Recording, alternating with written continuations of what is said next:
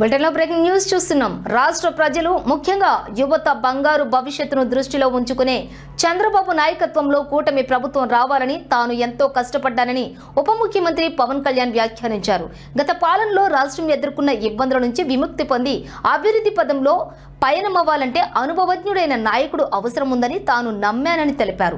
అందుకే వ్యక్తిగత ప్రయోజనాల కంటే ప్రజాహితమే మిన్నగా భావించి పొత్తుకు సిద్ధమయ్యానని పేర్కొన్నారు.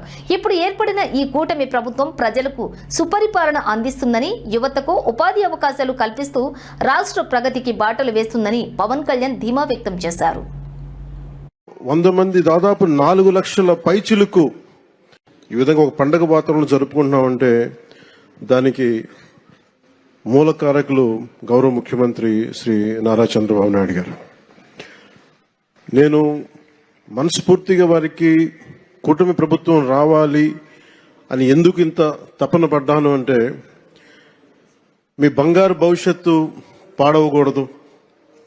మీలో ఎంతమంది ఇందాక ఒక్కొక్కరితో కథలు వింటా ఉంటే మీ 6,100 మంది దాదాపు 4 లక్షల పైచిలుకు యువత ముందుకొచ్చి పోటాపోటీగా ఎగ్జామ్స్ ప్రవేశ ఉత్తీర్ణ పరీక్షలు చేస్తే దాంట్లో కేవలం 6,100 మాత్రమే సెలెక్ట్ అయ్యారంటే అంత టఫ్ ఎగ్జామ్ ఇది.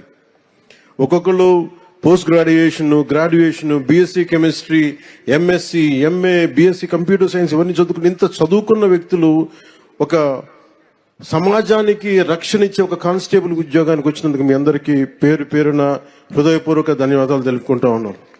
ఈ విధంగా ఒక పండగ వాతావరణం జరుపుకుంటున్నామంటే దానికి మూల కారకులు గౌరవ ముఖ్యమంత్రి శ్రీ నారా చంద్రబాబు నాయుడు గారు.